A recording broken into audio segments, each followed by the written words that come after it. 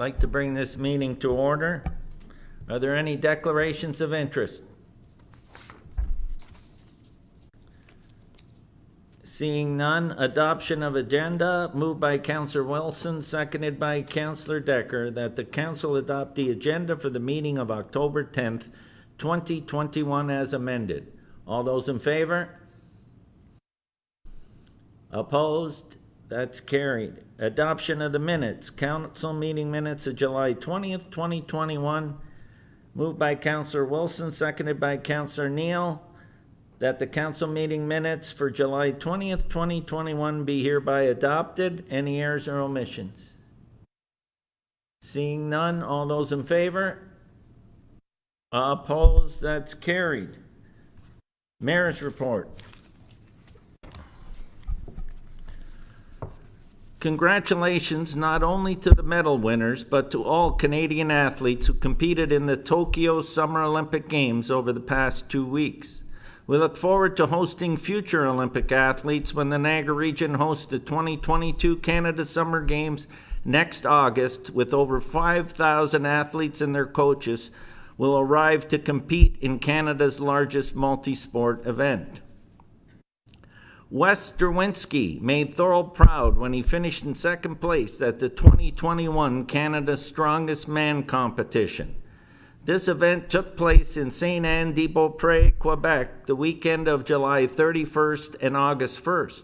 On behalf of City Council and the residents of the City of Thorold, congratulations, Wes.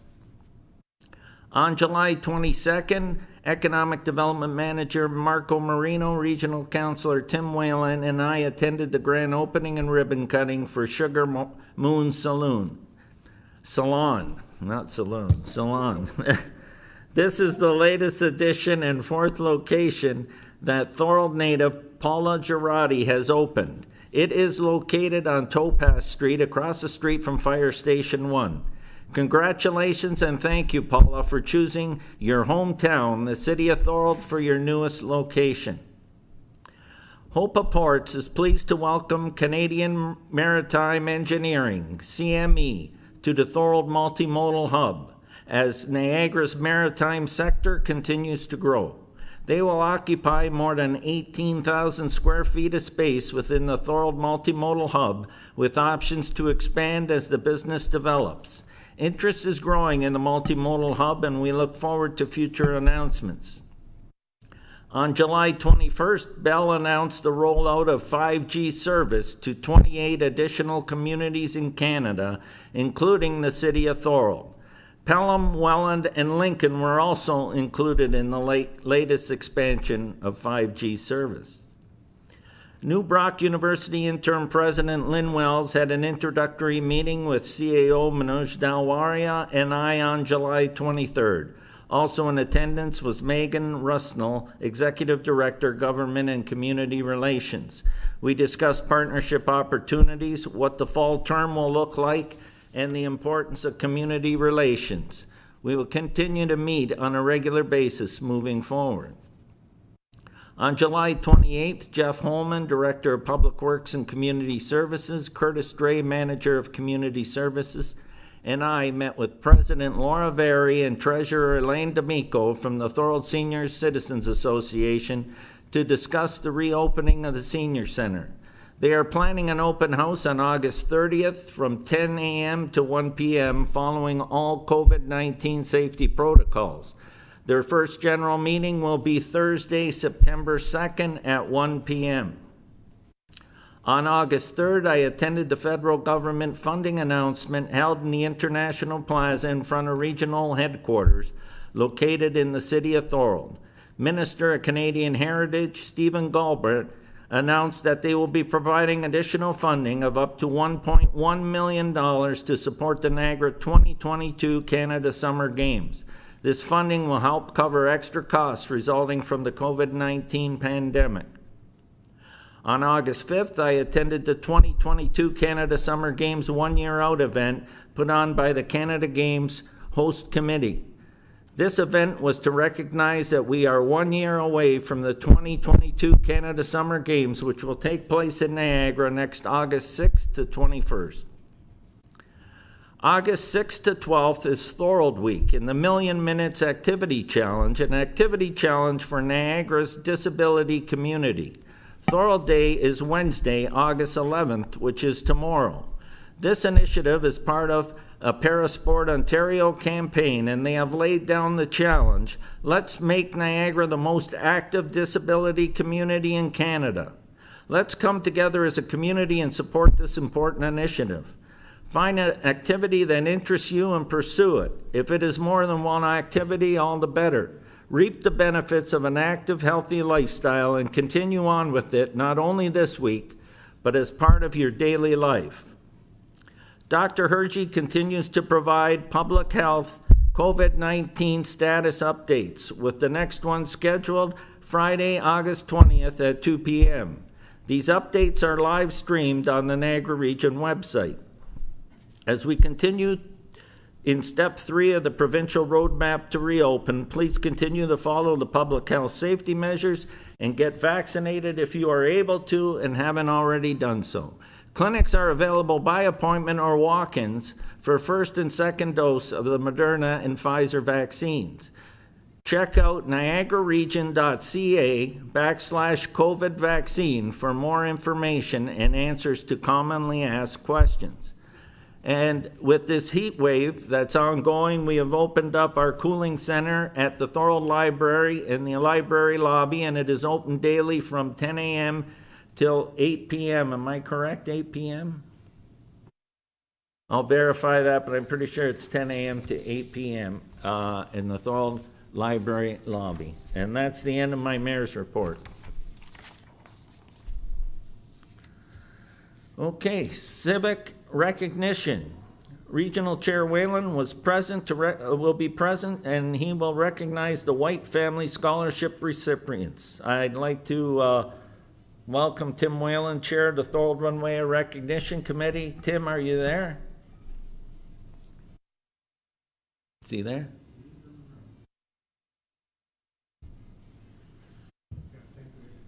Right.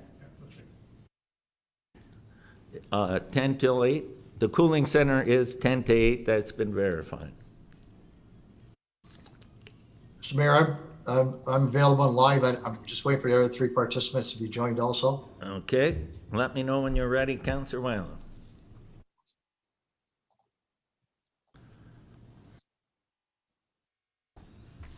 I'm fine, but I don't see the other 3 with me so far. Do you want to start? Do you have a preamble? They're slowly coming out. We got 2 coming on now. We just have to make the audio and visuals come alive also.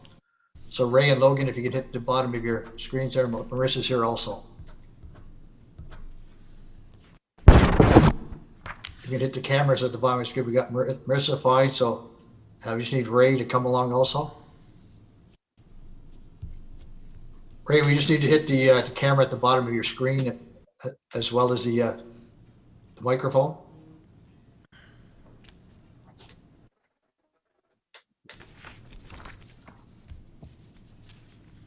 Ray, can you hear us okay?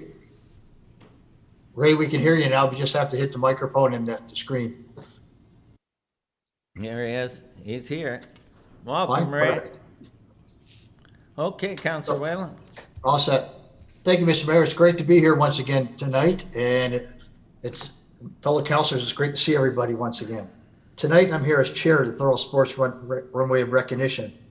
With me tonight is Ray White, representing the White Family Foundation, along with the male and female recipients of this year's White Family Foundation 2021 scholarships. I'll pass the floor over to Ray, who will once again tell you what the scholarship is all about and introduce these 2 fellow residents who are this year's recipients. So Ray, I'll pass the floor over to yourself. Ray, you've got your microphone muted there. If you just hit the microphone at the bottom. No, Ray, you're still muted. Just at the bottom of your screen, there's a red microphone with an X to it. You just click on that. There you are. There we go. Perfect. Welcome, Ray. Okay. Sorry. Well, thank you very much. And some of the names I recognize, and you won't recognize me as Ray. I never went by that name. I was always Corky. So if we went to high school together, It's Corky or nothing. All right, not to worry. And Jerry, my brother, who has gone off away from Thorold and made it out very well, nobody knows his name either. It's Pope. So it's Pope and Corky, and we're representing the White Foundation. Okay. Basically, should I start into a story about the White Foundation? Sounds good, Ray. Okay. Corky? Sorry. Okay. Yes. Okay. This story starts back in 1957 when Mr. Frank Doherty, who I hope a lot of you knew, was president of the Ontario Minor Hockey Association. He asked my brother Jerry if he was going to continue his education or get a job. I don't know if any of you knew Jerry. I hope you did. You heard of Pope. The reply was from Pope, I will be looking for a job. He did not enjoy school. He was one of those grade ones tied up because he was left-handed, and no, you can only write with your right hand. Somehow he didn't like school.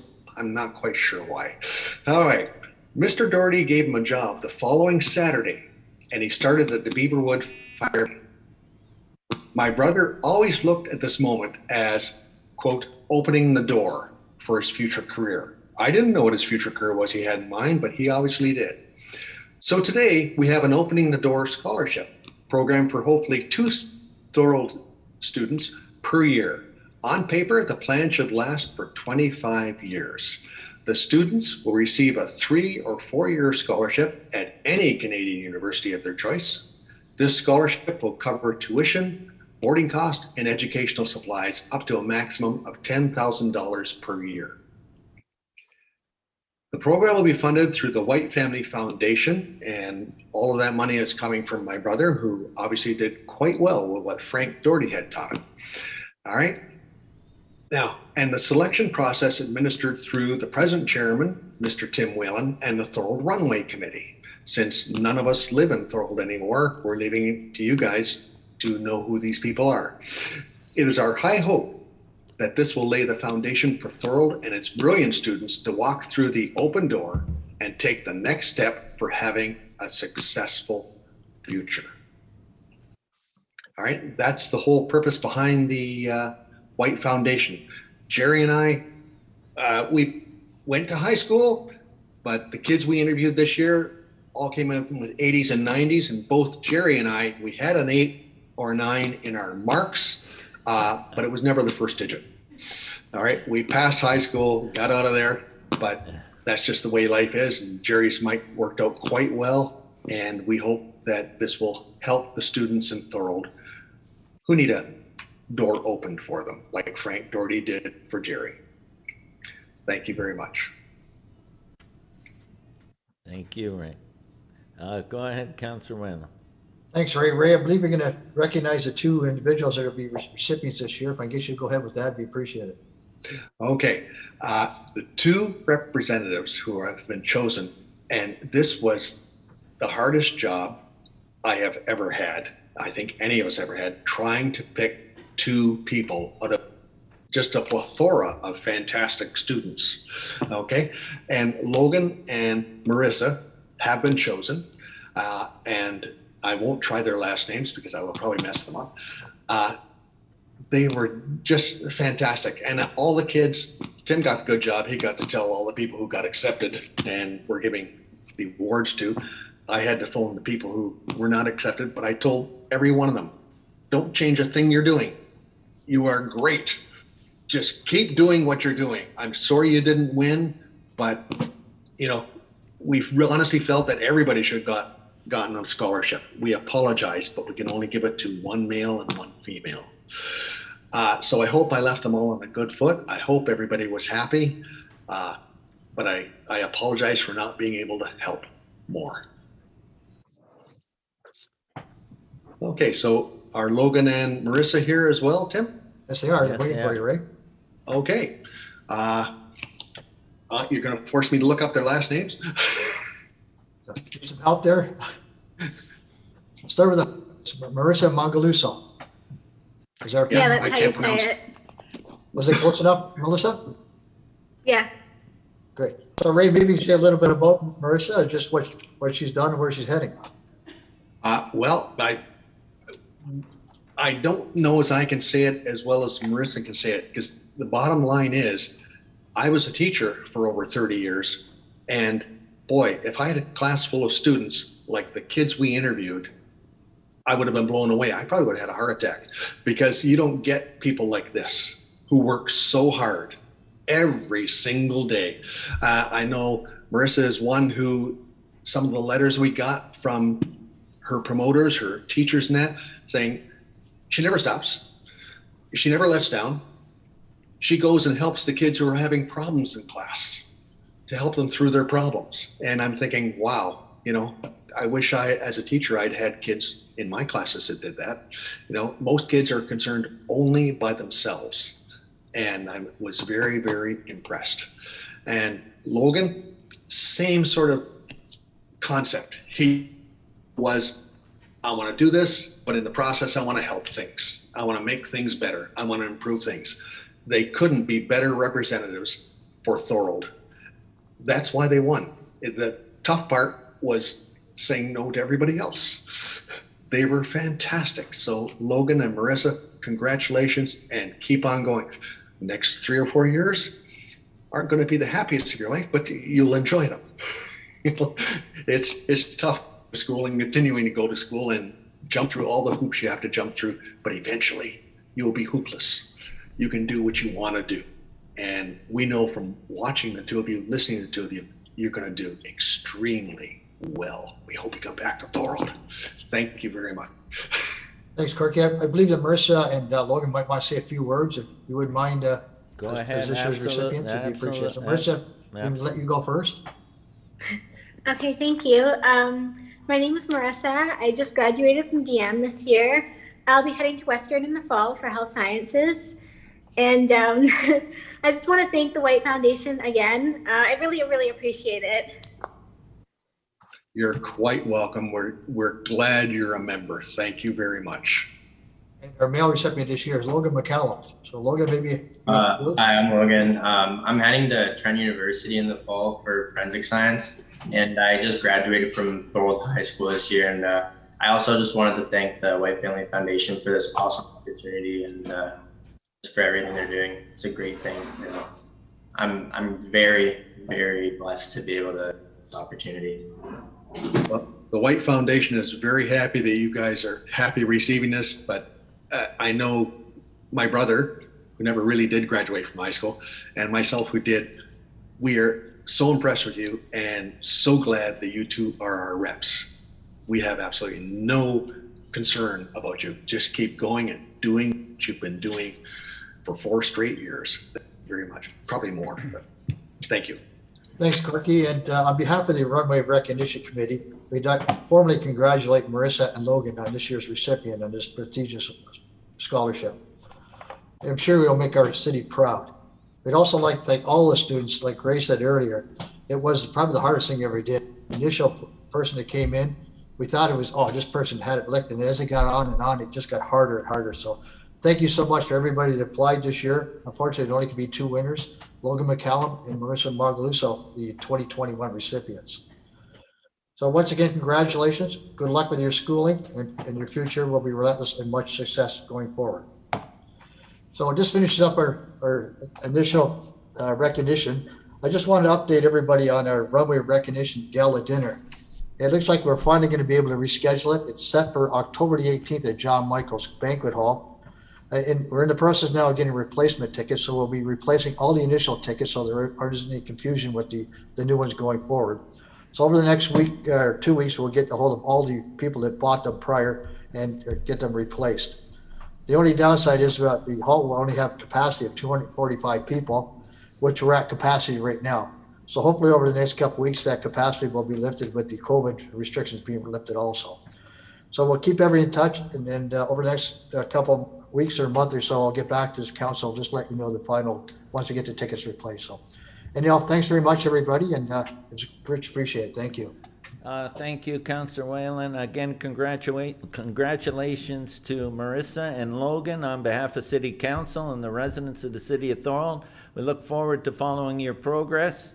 And Ray, thank you so much, and the White Foundation. And I know Pope well from all the years that I spent in the arena when I was a young kid, and he put in a lot of hours with the TAA. So you wish, I can just say that I remember those days. So thank you so much. Congratulations, guys. Mr. Mayor. Thank you very much for mentioning Pope. Go ahead, Councillor DeRose. Through you, Mr. Mayor. I've never met Logan. I want to congratulate you, but I have taught Marissa in grade 7, and I'm so proud of you. And those traits that you exemplified in your application were there in grade 7. What a wonderful choices, Corky. Thank you very much. Quite welcome. It was one of our best duties this year. Thank you. Thank you all once again.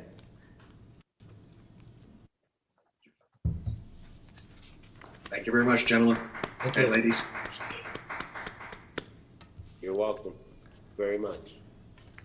Okay, we're going to move on now to motions for council support from the city of Thorold. Mover, Councillor Sentence, and a seconder, Councillor Decker. Go ahead, Councillor Sentence. Yeah, thank you, Mr. Mayor. I'll just read it out. I think it's a great thing and a great idea. Whereas the Year of the Garden celebrates the centennial of Canada's horticultural sector, and whereas gardens and gardening contribute to the quality of life of our municipality and create safe and healthy places where people can come together, and whereas gardens and gardening have helped us face the challenges of the COVID pandemic, and whereas the Year of the Garden will highlight and celebrate the important contributions of our local gardening organizations and horticultural professionals and businesses, and whereas Communities in Bloom, in collaboration with the Canadian Garden Council, invite all municipalities to celebrate the Year of the Garden. Now therefore be it resolved that the City of Thorold hereby proclaims 2022 as the Year of the Garden, in celebration of contribution of gardens and gardening to the development of our country, our municipalities, and the lives of the citizens in terms of health, quality of life, and environmental challenges. And that the Saturday before Father's Day, June 18th in 2022, be recognized as Garden Day in the City of Thorold as the legacy of Canada's Year of the Garden 2022. And that the city of Thorold is committed to be a garden-friendly city, supporting the development of its gardens culture, and is proud to have Battle of Beaver Dams Park renovation and elements for a future community garden consideration, water and specific area for garden within the Bob design. And that the municipalities across Canada be invited to proclaim 2022 the Year of the Garden in their respective municipalities, and that a copy of this resolution added to the FCM and for that purpose. Thank you. Any speakers to that? Go ahead, Councillor Neal. Thank you very much, Mr. Mayor. Yes, and maybe a program could be put in place for next year, maybe through the Garden Club, and maybe the city can put some funding towards it. Won't say anything today about that, but I think it's an initiative that's well presented by Councillor Sentence. And I think we have to put some sort of program together for next year, culminating in June, for instance. So I think, I don't know whether you want to add something into your motion to that effect, but that, from my perspective, would be a good thing. Sure, I have no problem with that. Could the clerk help me with that or add something in? Or? Go ahead. Through the mayor to members of council. So I've made note of that, and we'll send that off to the appropriate staff so that it could be included. I don't think we need to include it in the actual proclamation because that was actually sent to us from the external agency. So I don't really want to amend it, but we can add that note and we'll send it off to the appropriate staff. And as well, the Thorold Garden Club, I think, should be on that list as well. Go ahead, Councillor DeRose. Thank you, through you, Mr. Mayor. Great endeavor, Councillor Sentence. I have never not had a garden, and now I've always got two now, my house and my dad's old house, and just a great endeavor. I try to encourage kids to start gardening with their parents. I know I had Jeff Birch's son in my class this year, and they're big gardeners, and you can't beat it. Great stuff. I'll support it 100%. Thank you. Anyone else? Councillor Hanlon. Go ahead, Councillor. I was going to say the same. Great initiative and that stuff. Very supportive of it for sure. Me and my wife just started actually 3 years ago doing gardens ourselves and see the benefits of it. And then I look at a place like on Highway 20, small scale farmers and what they do with the gardening and how we have a lot of communities doing it throughout the region now. And knowing that this Councillor Sutton said in 2021 and 2020 is what's been going on in the world. I think it's a great need, and it'll only complement the city and throughout the municipality. I think it's a great initiative. Thank you. Anyone else? Okay, seeing none, all those in favor? Opposed, that is carried. Motions to receive and file minutes or adopt recommendations of council, committees, and boards. Minutes to review for information purposes, moved by Councillor Hanley, seconded by Councillor Kenny, that council receive and file the minutes of the committees of council local boards as presented, Heritage Thorold Lacac and Thorold Runway a recognition. Any discussion? All those in favor? Opposed? That's carried. Minutes to endorse recommendations. Thorold Runway a recognition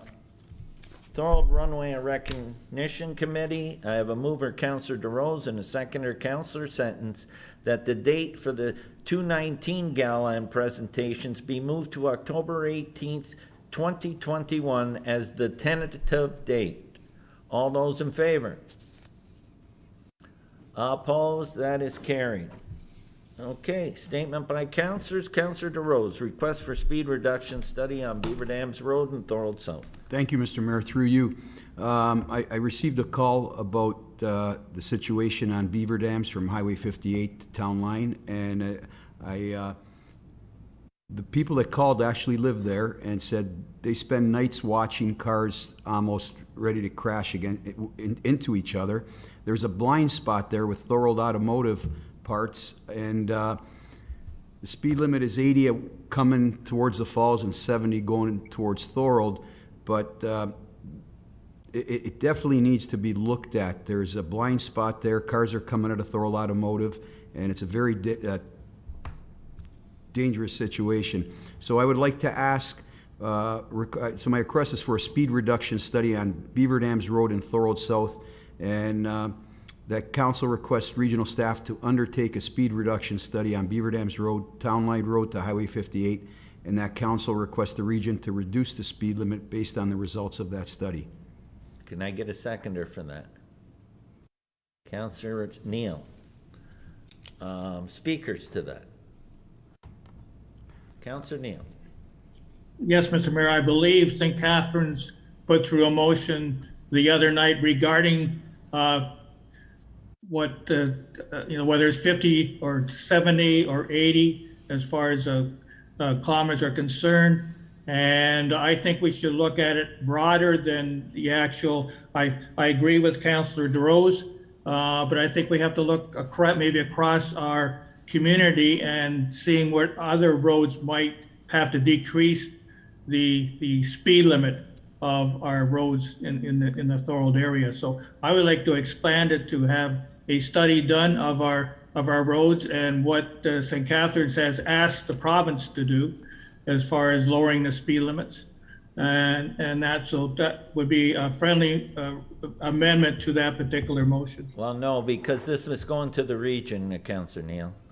Okay, it's a regional road. So if you want to bring that up, and you can bring it forward next meeting. Okay. Is that fine? Because this is going to go in conjunction with what we're doing on Thorold Town Line Road, which we've already sent a letter in on Thorold Town Line Road to continue the speed reduction from Beaver Dams Road all the way to Chippewa Creek Road. And this is the piece from Highway 58 to that corner at Thorold Town Line Road. Am I correct? Correct. Yeah. Yes. Okay. And they're both regional roads, and that's the reasoning. Yes, go ahead. I just want to inform Councillor Neal. I totally agree with you, Councillor Neal. I've been trying to do this with the Active Transportation Committee. I even brought forth a request to lower all inner city speed limits down to 40. So we're working on it, and we can bring it up at a future council meeting to get them to be more actively seeking that out. And also, now that I'm on the Road Safety Committee, this has come up also. So we're in agreement, Councillor Neal. I think it's very important to follow that up. And just to let you know, I did drive up and down the said area, town line to Highway 58 on beaver dams, and it is dangerous. So it's a great endeavor. Thanks. I'd appreciate it. Thanks for council's support on this. So, Councillor Neal, are you good with working in conjunction with our other Yeah, two committees? I think either both or one of the two committees that Councilor DeRose just mentioned, I think they should be the ones working through this and to bring forth a recommendation at a later date. Okay, is that good, Councillor DeRose? Thank you, 'Cause yes. you sit on those two committees, Yes. correct? Okay. Thank So you. regarding this motion here, is there anyone else? Okay, seeing none. All those in favor? Opposed? That's carried. I think that's excellent in conjunction with what we're already working on. I agree, Mayor. Thank you. Go ahead on 13B, Councillor DeRose, hydro cost comparisons.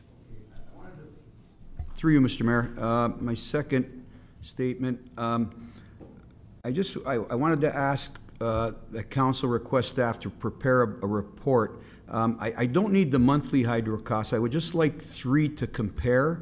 And what I'm looking for is for us to be proactive going forward in how to save some money that I think is not being, that may be, in my opinion, being wasted with lights on during daylight times. I witnessed it at the Thorold pool, and thanks to Manoj for dealing with it, and they've addressed that already. And you know, I just wanted to ask a question also, but I think Curtis is on holidays, and I know it's talking to Steve. I know it's a liability issue, but I wish we can work something out. One of the recommendations I would have is to allow people like Gene Citrigno, Thorold soccer club president, to allow him to turn on the lights when they're needed, because a lot of times they're getting turned on hours before they're needed. At the pool, they were going on at 5 in the afternoon, 28 high-powered lights. So part of the report, I'd like them to include recommendations for potential cost savings relating to hydro costs. And then by no means am I blaming staff or anything. This has been going on, I would assume, for a long time, and before present staff has probably been employed by the city. So nothing against staff. I'm just trying to be proactive and trying to save us some money. Thank you. So that council requests staff to prepare a report on just 3 months. I think Joanne and I came up with 3 months, July 2019, July 2020, and July 2021, just to compare them, and that the report include recommendations for potential cost savings relating to hydro costs. And it's just for the recreational. So it would just be like for C, Gross, McMillan Park, Sullivan Park, and the pool. So just the recreational It places. says here, municipal-owned facility. Yeah, no, that's a mistake I made. I apologize, Do you Mr. want Mayor. Municipal recreational-owned? Correct. Yeah, just where the lighting occurs. Can you change that to municipal recreation-owned facilities? Okay. As amended. Is there anyone that wants to speak to that? Oh, I need a seconder. Can I get a seconder? Councillor Hanley? Do you want to speak to it, Councillor Hanley? Yes, please, Mr. Mayor. Go ahead. If I could, through you, Carmen, on the electricity thing, if I could, through you, Mr. Mayor, to Maria Morrow, I see she's here. Maria, has the city ever considered, I know some time ago, we had done some hedging with electricity, the city did, and we bought some of our own on the spot market. Are we ever considered, we have looked at maybe doing that again? Is there a saving potential there also, overall electricity rates? Yeah, through you, Mr. Mayor, we do still deal, Councillor Hanley, with Wadsworth, who has, and on an annual basis, they have a look to see whether it would be feasible or whether it would be recommended that we hedge. I can tell you that for the past number of years, they have not recommended hedging, but it is something that we do look at on an annual basis. We have found that it is much cheaper to either stay on that RPP for the smaller, the regulated pricing plan for the smaller facilities, and for the spot market on some of the larger facilities. So it is something that we do look at. So we've always continued with that. That's great. I appreciate That's that. correct.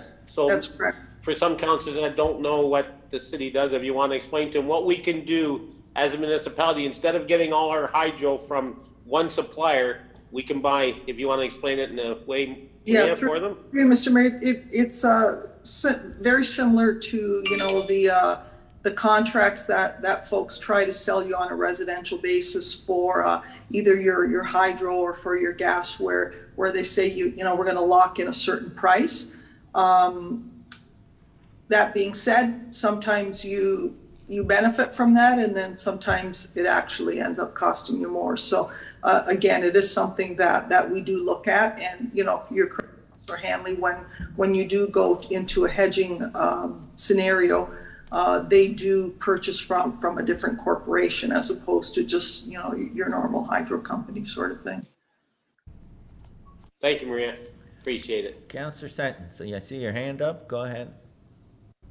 Yeah, thank you, Mr. Mayor, through you.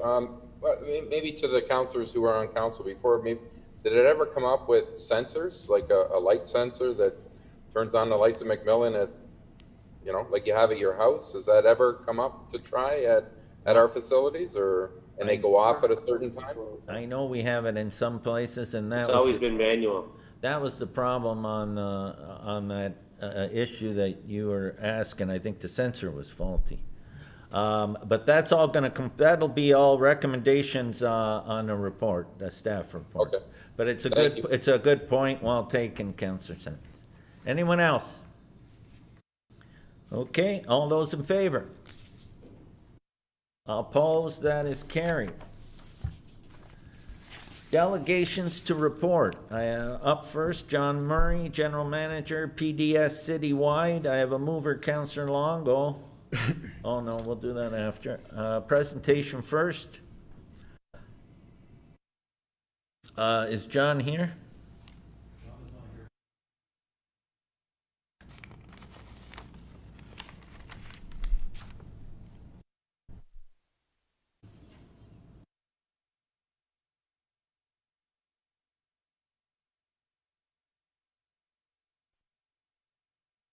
Hi, councillors, I am here. Sorry, I had to rejoin the meeting when I got the prompt, and it appears my wrong name is being shown there. Maybe I can. Are you John? Are you John?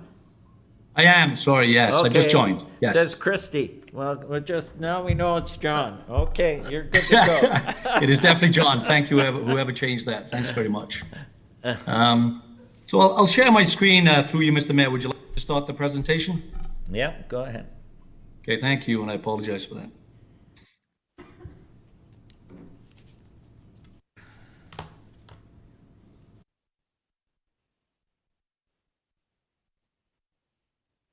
Can everybody see the presentation okay?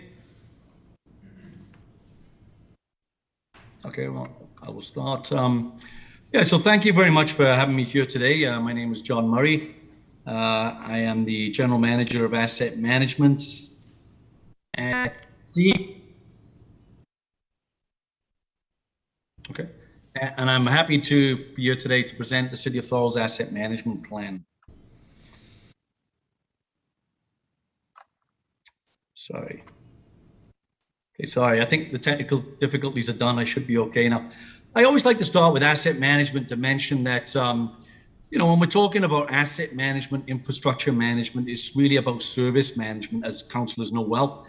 And the infrastructure of the assets themselves are nothing more than the conduit for the services that you supply to the public.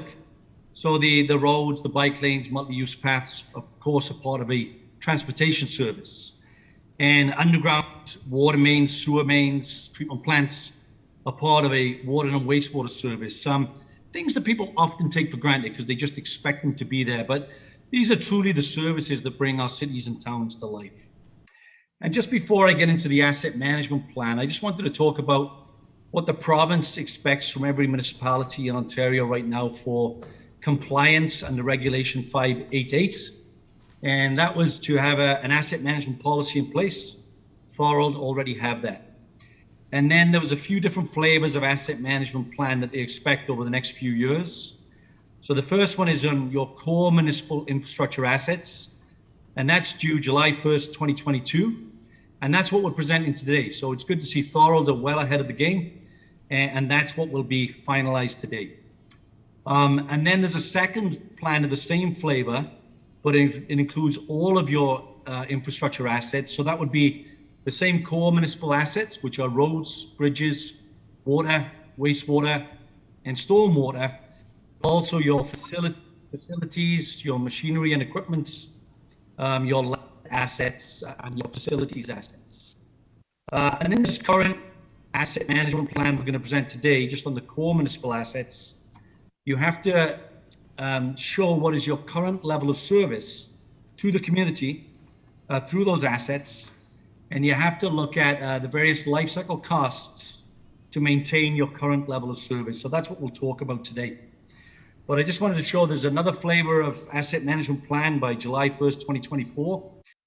And then by July 1st, 2025, you also have to show your proposed level of service for all assets once again. And what the promise expects you to do is determine over the next 10 years from July 2025 going forward, what do you want the proposed level of service to be for your various infrastructure assets, and how do you put a financial strategy in place to get there? So that will take a lot more analysis, but there's a few years before we need to do that. I just wanted to go through the regulation. So the asset management plan today, your 2021 asset management plan is based on year-end 2019 information, because that's the best snapshot in time we had. And I always like to say it is a snapshot in time. That's what's presented in this 100-page report, which I will present in 10 minutes. But the highlights are, it shows that what is the current state of your municipal infrastructure. By assets, we mean roads, bridges, water, wastewater, and stormwater.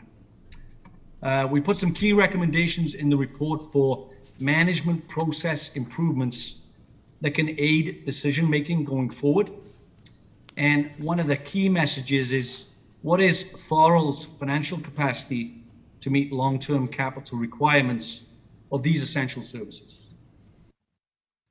So that takes me to this slide, and this slide shows you the overall asset portfolio. And once again, the asset types are listed on the left side here. And this is their replacement cost in today's dollars. So if you replace the entire road network, it's worth $192 million.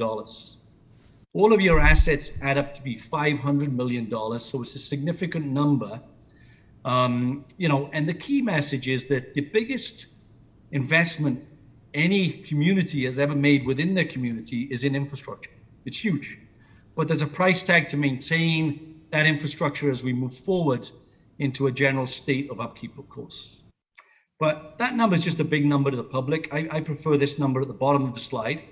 So if we divide that into the number of households within Thorold, your average household in Thorold has a share of $26,500 worth of infrastructure. So, folks normally say, what do I get for my taxes? You pick up my garbage or you plow my streets. But for that essential infrastructure that we often take for granted, you actually have a share of $26,500 within your own community, and that's significant.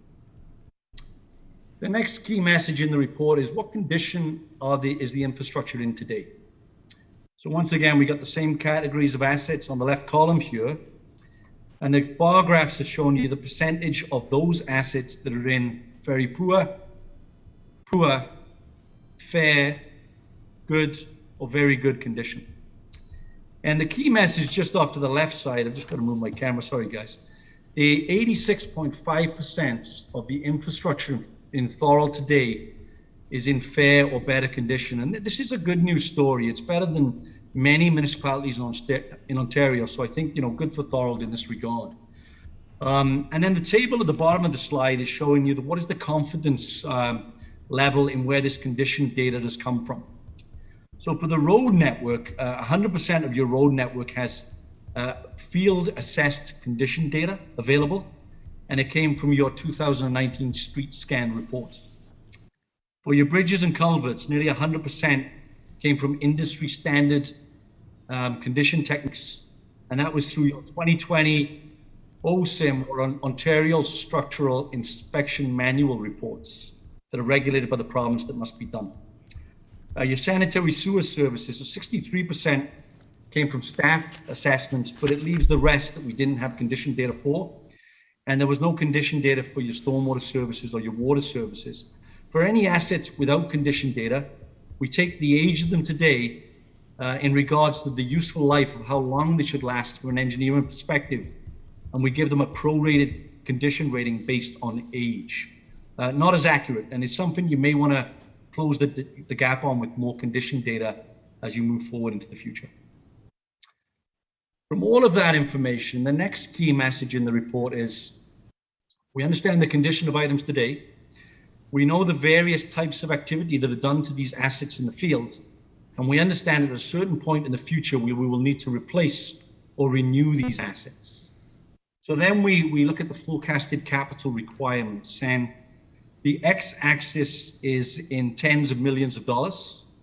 The bars on the graph represent 5 years of expenditure as you move forward for the next 50 years.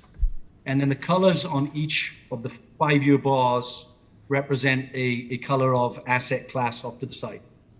And then when we look at all the peaks and the valleys of all of the requirements of all of the infrastructure within these categories, and we average it out to a single year, Thorold would require an average annual capital requirement of $10.6 million to keep everything in a state of good repair at all times and to renew all of the infrastructure at the right time at the end of its life. And then that brings me to the annual capital requirement and infrastructure deficit table. And this is always somewhat sobering news. And I'd like to start by saying Thorold is not alone in this. Every single municipality in Ontario, within Canada, within the Western world, has an infrastructure deficit. We hear about it all the time, the infrastructure gap. And it's because much of our infrastructure in the Western world was built decades ago. A lot of it's deteriorating today, and there's lots of needs for renewal in the not too distant future. So the table shows you the asset class. It shows you the annual capital requirement for each. It shows you the current funding available in your capital program, and then whether you have a deficit position or surplus, and it is deficits all the way down the board. We have totals for your tax-funded assets, your roads, bridges, stormwater, and totals for your rate-funded assets, your water and sanitary. Your total capital requirement, as we showed in the last graph, is $10.6 million. The current funding available is $5.6, which leaves you with an annual capital deficit of $5 million. So that's the key message on that slide. And then there's much detail in the report. Once again, it's a 100-page report, very detailed financial strategy. But the key recommendations, how would we close that gap? And because it's taken many decades to get to this, it's something you want to chip away at slowly. But the recommendations in the report is for the tax-funded assets, so your roads, bridges, and culverts, and storm.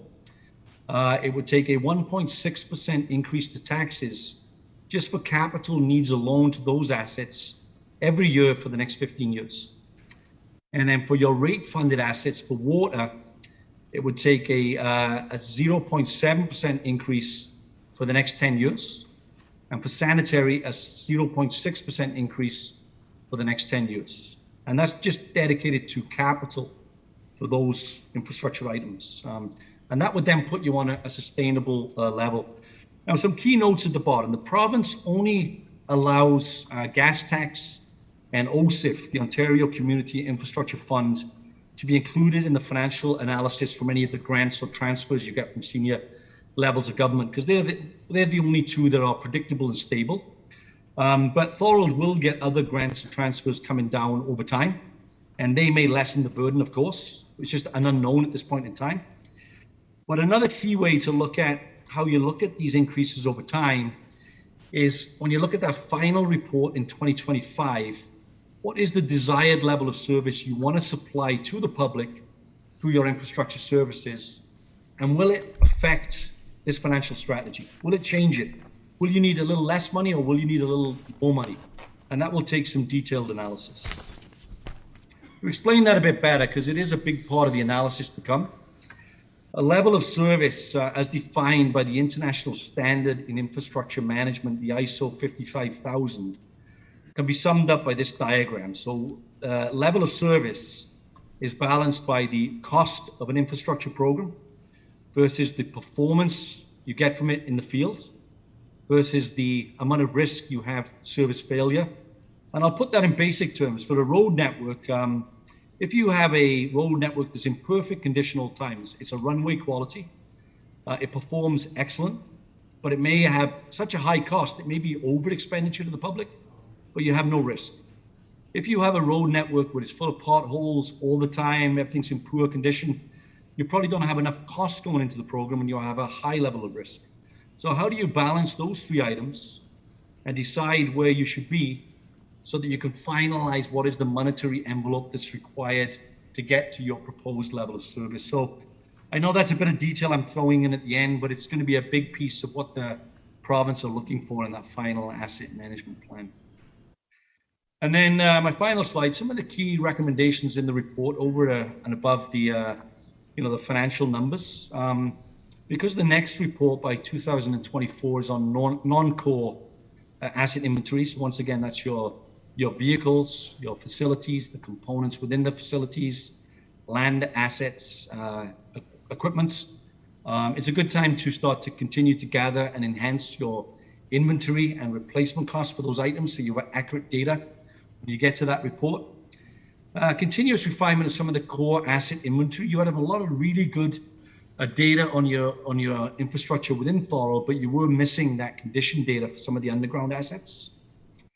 And then we thought, working with staff, that some of the infrastructure deficits numbers, even though it may be a little bit sobering at a council chamber, they're a little bit conservative because the life cycle strategies within the report are very much best practice. But you're still at a point where there's a large backlog of needs, particularly for the road network.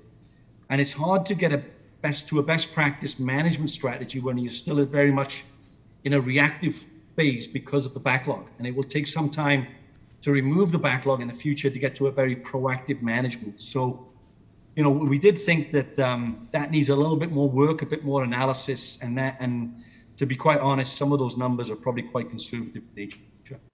And then finally, the evaluation of level of service. I've said it a few times, but it would be very important to look at what level of service do you want to be at in the next 10 years for each one of these infrastructure categories by balancing performance, public expectation against cost, against risk of service failure, and then starting to decide what is the level of service that works well for Thorold. So I've covered a lot of information in a short 10 minutes.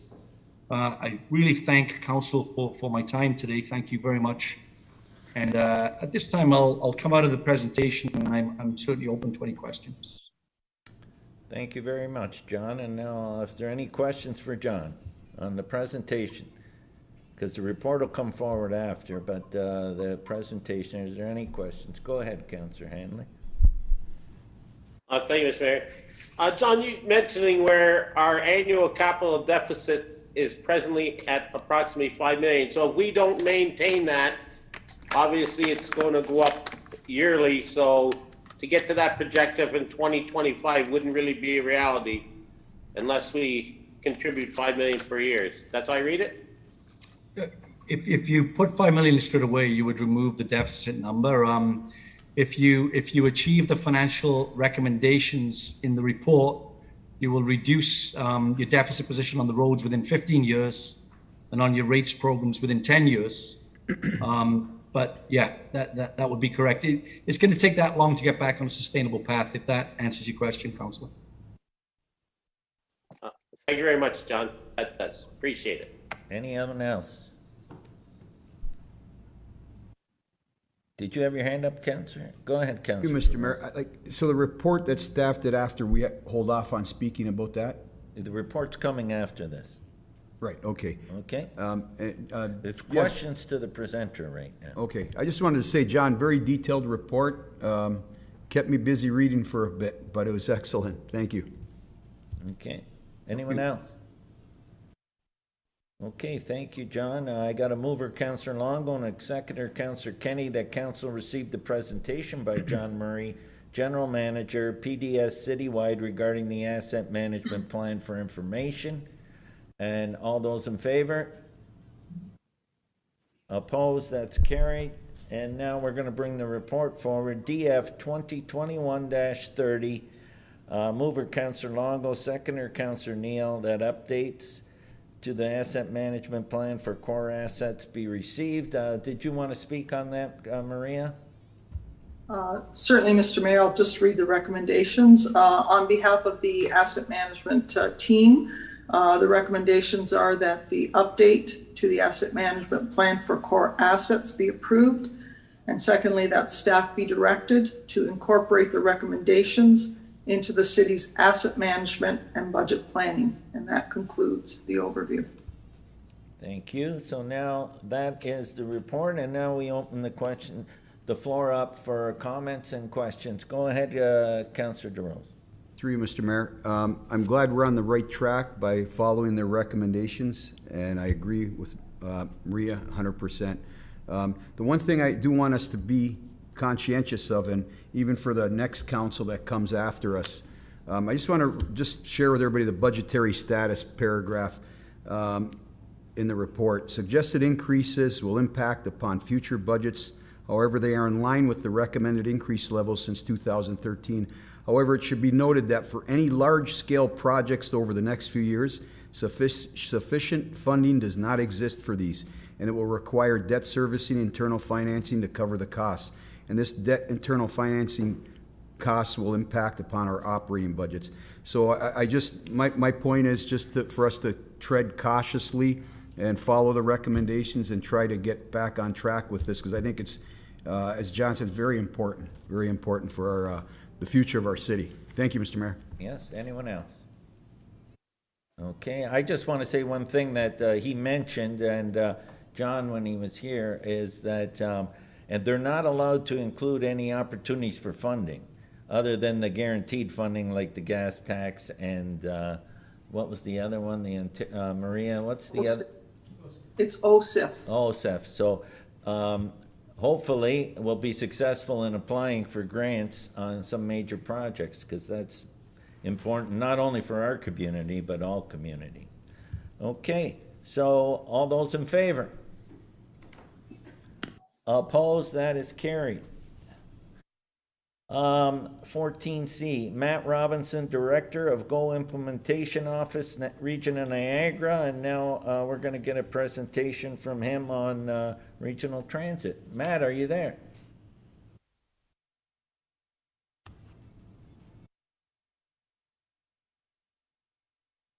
Is Matt there? Okay.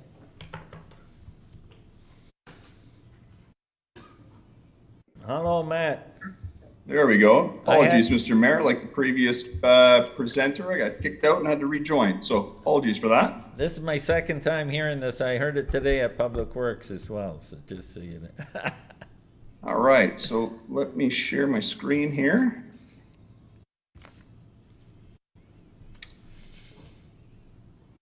Okay. All right, well, good evening, Mayor and Council, and thank you for the opportunity to be here again to discuss the latest progress we've made on transit governance. I'm pleased to be here on behalf of the Linking Niagara Transit Committee and the Area CAO Governance Steering Committee. The purpose of tonight's presentation is to continue our discussion and consultation with Council regarding the future of transit in Niagara and take another step toward an integrated, consolidated transit system. With me here tonight are Heather Talbot and Scott Fraser from our project team. Certainly familiar faces from our last consultation. They're going to assist me in the Q&A session at the conclusion. I wanted to recognize our regional councillors, Mayor Ugolini and Councillor Whalen, and recognize the hard work of city staff, in particular your CAO, Manoj Dilwaria, who has been a very active participant in the CAO Governance Steering Committee guiding this work. So tonight is an update on the progress that's been made since we were before Council earlier this year. At that time, we presented the results of the Niagara Transit Governance Study, as well as an associated financial model, and received feedback from every municipality. In particular, we heard that 1, the previously proposed financial model did not work for Thorold. 2, that there was a need to provide additional detail regarding future service levels, especially as it pertained to expansion to your high growth areas in the community or those currently underserved by transit. And 3, the process for engagement with Brock University. What we want to demonstrate tonight is that we've listened, we've heard you. We want to get this proposal right, so we took your feedback and under the leadership of the 13 CAOs have developed revised strategies we hope meet your expectations. Tonight is a chance to review these revised models and for you to provide any additional feedback. To be clear, tonight is a second round of consultation and an opportunity for further discussion. Tonight does not represent the triple majority vote to move forward with consolidation. That's anticipated to come later this year after we've heard from all municipalities again and reflected any additional feedback we received. So you told us last time that the financial strategy and service enhancement needed to be more closely examined. This feedback was very consistent with what we heard from your peers, along with what we heard from them. 3 common themes emerged during the first phase of consultation and are where we focused our efforts to revise the proposal. To address the feedback, the CAO working group was expanded and reformed as the CAO Transit Governance Steering Committee. The Governance Steering Committee now includes all 13 CAOs, including Mr. Dilwaria, and was supported by senior staff from municipalities across the region, such as the area treasurers, and I know Ms. Morrow participated in a number of the CAO workshops, our communications professionals, and transit leads. The mandate was to review the feedback and revise the models to reflect what we heard. It's the output of this process, which was reached by consensus among the CAOs, that we're here to share with you tonight. So last time, we clearly heard the financial strategy didn't work for all municipalities. As a result, we went back to first principles and examined a wide range of alternatives. In fact, 11 financial alternatives were considered and analyzed. The core objective was to ensure we addressed this key point of municipal feedback. In particular, we needed to ensure that municipalities were paying for the services they received, given the differing levels of service that already existed in many municipalities. The new financial strategy, based directly on municipal feedback, now uses 12 special levy tax rates, one for each municipality, linked directly to service hours you receive. This service-based principle, or user pays, means that your residents will pay for the local service they receive both now and as growth happens in the future. Under this new model, your regional special levy pays for service in your community. The financial strategy now also incorporates a number of additional features, such as the establishment of a capital reserve to ensure that the future needs of the Commission are met. So what does this mean for Thorold specifically? Today, Thorold residents contribute a combined $1.3 million toward transit. This is a combination of $700,000 in costs on their regional tax bill with $600,000 in costs on their local levy. This combined contribution supports the local service that's funded by Thorold and delivered by the St. Catharines Transit Commission, as well as the intermunicipal service provided through Niagara Region Transit and Niagara Specialized Transit. Under the revised financial model, on opening day of the integrated system in 2023, all transit costs would still transition to the regional levy as part of the 12 special levy model, and the city's local municipal budget would no longer include transit costs. The moderate increase to overall operating costs reflects inflation, the transition of provincial gas tax funding away from operating toward capital for fleet and asset replacement, as well as the move to the service hour-based financial strategy. In 2025, as the first phase of service improvements are implemented, the hours of operation for both local and regional service are proposed to expand, resulting in an additional 3 hours of weekday and Saturday service, as well as the introduction of Sunday and holiday service for regional routes, and an additional 2 hours of service on Sunday and 6 hours on holidays for local routes. The cost for that service will be directly tied to the service hours provided, in keeping with the overall principle of the updated financial strategy. Thorold residents will only pay for the services they receive. The second area of feedback we heard was related to the composition of the commission board. In particular, we heard that additional or more frequent representation on the board was a priority for many municipalities. The revised composition as a transitional board be established for the first 3 years, comprised of 15 elected representatives from across Niagara, at least one dedicated representative for each municipality. That transitional board, made up of regional and or local representatives and councillors, directly reflects what we heard about the need for enhanced elected representation, providing an opportunity for elected officials to guide the establishment of the commission and its initial operation directly for its early years. The commission board would be supported by an advisory board of public and interested party representatives that would provide non-binding input and advice to the commission. After the first 3 years, an external review of the transitional board model would be undertaken to examine if its fully elected composition, size, and share of representation is actually achieving the strategic outcomes of the commission. So the third theme that emerged was the need for additional detail on how service would be maintained and enhanced, especially in the early days of the commission. To provide this service plan, a project team led by one of the municipal transit managers was established to develop a series of service standards. The approach of a series of standards was chosen because, as of right now, every transit service in Niagara operates a bit differently in terms of hours of operation, service coverage, and frequency. Establishing a common baseline for the future presents the best method to integrate and standardize those differences. This increase will align the hours of operation of local and regional services within Thorold, as well as to those services that transit connects to, including St. Catharines, Niagara Falls, Welland, and the NRT On Demand in West Niagara. It also supports getting to and from GO trains in the future. Think of commuters using transit in the morning to connect to an early GO train, or to their job in Catharines, or the family who's gone to a Blue Jays game and is returning later in the evening, or Brock students studying late. Without transit operating early and late in the day, these transit options are severely limited. So the standards that were developed are intended to act as a guideline to the future commission, indicating the types of enhancements that it might choose to undertake, but affords municipalities the confidence in knowing how service is likely to expand in their communities over the coming years. The rollout of the standards has been grouped into 3 phases. I'll talk about those in the slide.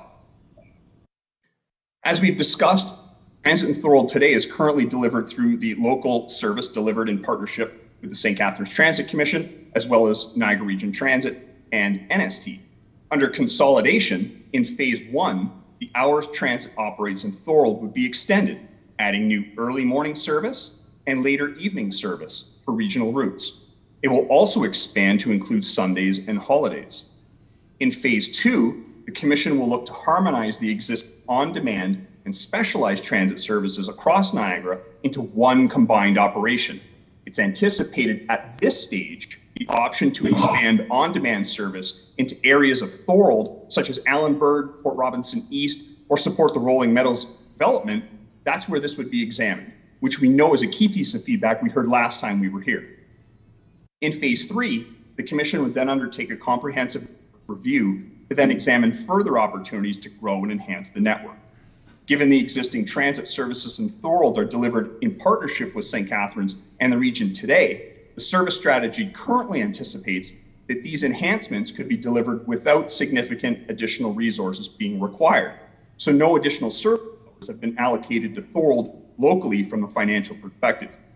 In the future, should additional resources or dedicated service hours be required to expand local service, those additional hours would be allocated only to Thorold as part of its special levy under the new proposed user pay model. So what comes next? We've committed to listening, addressing and integrating your feedback to create a proposal that we believe can be successful, ensuring Council has all the information you need to make an informed decision when the time arises later this fall. We hope the revised strategies that we've presented tonight, the financial model, the service standards, and board composition, along with your staff report and the regional report attached to it, have addressed the feedback and concerns identified during the first round of consultation. What we're asking for tonight from Council is any additional feedback that you may have on the revised strategies. From here, we'll be back incorporating this feedback in the final strategies that form the consideration vote later this fall. So with that, thank you, Council, for your indulgence. Thank you, Mr. Mayor, for the opportunity to be here, and we look forward to your questions. Thank you, Matt, for an excellent presentation. And now I'm going to open the floor to questions to Matt regarding the presentation, because the report will come following that. So any questions for Matt? I open the floor. Go ahead, Councillor Longo. And then Councillor thank you, Mr. Mayor. Through you to Mr. Robinson. You mentioned at the beginning of the presentation about Brock University being a partner user. How are they taking part in this, considering that the vast majority of transit users in Thorold are Brock University students? So through you, Mr. Mayor, to Councillor Longo, they are an identified stakeholder, whether it's through the UPass agreements that exist now between the region and BUSU or the St. Catharines Transit Commission and BUSU. We recognize very much that the post-secondary institutions, both Niagara College and Brock, are both key stakeholders. They have been engaged throughout the duration of this process as a key stakeholder, as I mentioned. They will again be engaged as part of this consultation period, and you will know and understand the feedback from the students as we approach that triple majority process. One slide that I didn't include here was our public engagement plan, which does outline both how we engage the public as well as those interested transit parties, which include the likes of our students and student administration as a key transit partner moving forward. Thank you. And through you, Mr. Mayor, and Mr. Robinson. So before we have the triple majority vote that comes to Thorold City Council, will we have a detailed financial analysis of how it affects Thorold and our overall ridership? Through you, Mr. Mayor, I'm actually going to let Ms. Talbot discuss the financial details and anything additional perhaps that council may be looking for outside of what's been provided to date. Okay, go ahead, Heather. Thank you. Through you, Mr. Mayor. The financial strategy that's included in this report already kind of incorporates the BUSU contracts, the student ridership. The existing services are not looking to change. They're actually just looking to be enhanced. So there shouldn't be any impact on the Brock student or any of the ridership. Councillor Longo? Okay, yeah, so I guess my question is, this is an 11-page PowerPoint presentation, but there are no financial figures. Will we have financial figures to use to help support this project? Through you, Mr. Mayor, perhaps Matt, you can bring up the financial slide from the presentation and I can walk through that. Page 6.